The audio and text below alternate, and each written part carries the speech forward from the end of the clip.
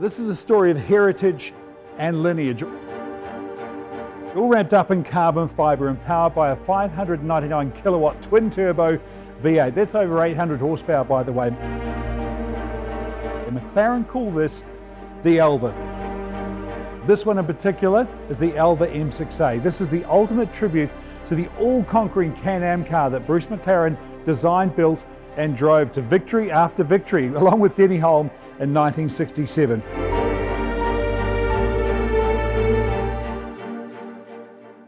And if you think I'm excited, wait till you see this guy. Luke Neuberger, brand manager, McLaren Auckland. Buddy, thank you. Well, thank you, I don't know where Sean. to start. Yeah, and what a way to launch McLaren Auckland at the car store here in Westfield. We wanted to bring something special. I think we have. We're awfully excited about the latest Ultimate Series to arrive here in New Zealand. Now we have the full box set, the Speedtail, the P1, the Senna, and now the latest chapter, the Elva. 1.6 million pounds worth, super rare, 149 Plus of them. GST, Sean. Oh yes, oh, don't forget the GST. The tax man won't. But my goodness, and you mentioned those Ultimate Series cars. This couldn't be part of a more elite and exclusive family when it comes to, well, they're more than supercars, aren't they? Yeah, well, that's right. And I mean, hey, this would be our second rarest Ultimate Series, only next to the Speedtail. 149 produced. Very, very, very sought after and very hard to get. I'll go ask you about the colour, because I'm a bit of a sucker for the McLaren orange, and this is as orange as I've seen a McLaren road car. Well, I mean, I think it had to be orange because it's a tribute to the M6A that Bruce quite famously won so many races in. But the colours, it's called Papaya Spark Satin Finish, and Papaya Spark is the colour that they're currently using on the Formula One car. So see what you did there. Yeah, so there's a couple tie-ins there. I mean, the story of the orange with McLaren, and if you forgive me here for my trivia, but basically they were lapping so many cars in Can-Am that Bruce McLaren came up with the idea that the cars needed to see them coming.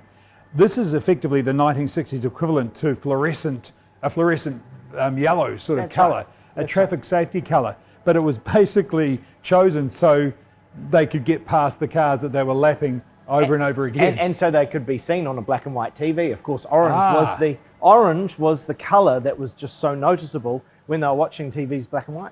Well, aside from orange, there's one other obvious thing, Luke, and it's the fact that there's no roof on this car. The ultimate open air experience. That's right, it is open air. I mean, it's akin to driving a single seater. That's the only thing I can really put it down to. It is hands down the most exhilarating, thrilling car I've ever driven, even be it at only 50 k's an hour to get it here to the car store. But what was that like though?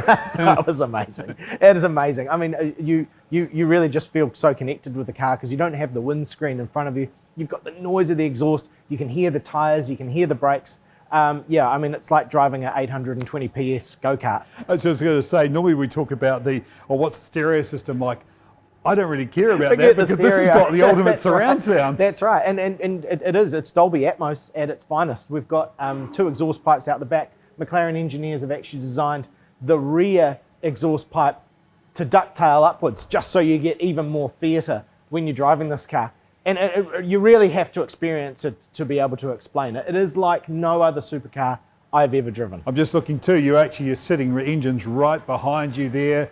And look, and it is safe too. There's all sorts of deployable roll bars and whatnot, but they do suggest a helmet's a good idea. That's right, it comes with 2 helmets and you know, they're designed, they're a full face helmet because sort of above 120 kilometers an hour, it does start to get pretty windy. But below that, there's actually a bit of a party trick, and I've got to tell you about that, Sean. Yeah, because that's the thing. I mean, I've driven a lot of old convertible cars, and they're not just hard on the hairdo, they're hard on everything, but this isn't about getting everything in your face, is it? Well, it's pioneering, actually, and McLaren are the first to use it on a road car. The active air management system, whereby the air comes in through the front air dam and then shoots almost back at a 45-degree angle towards the front of the car, creating a bubble of calmness. No. Up to about 120 k's an hour.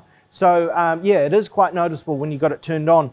Then you've got a deflector up here, you push a button, and that actually raises up even further, just to give you a little bit less turbulence in the cockpit. That's cool.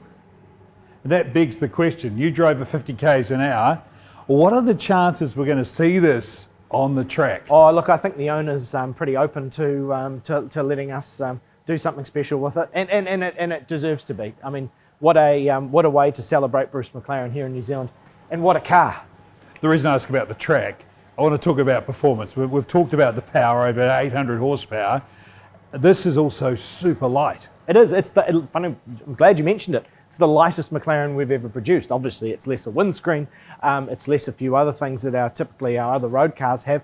It doesn't have any windows. So it is McLaren in its lightest form.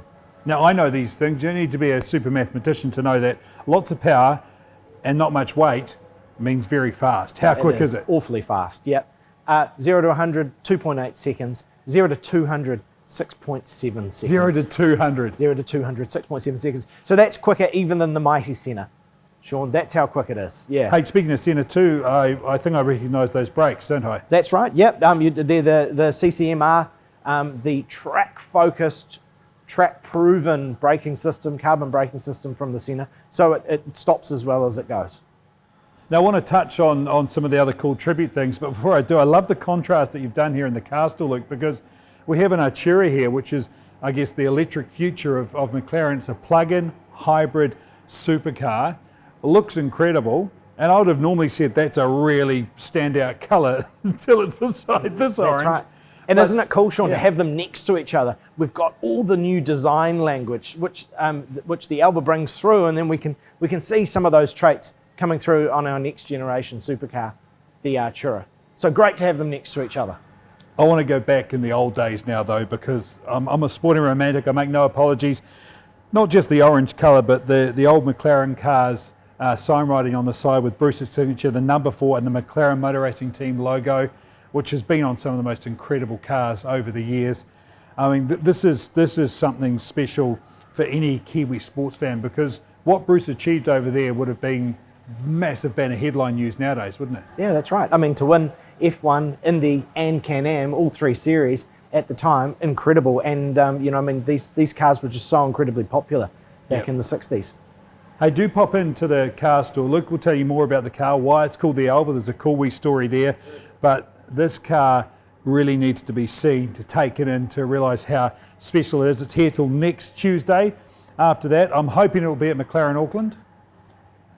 I'd say it'll be a permanent fixture at McLaren Auckland, but come and see us at the car store. We'd love to see you and show you around.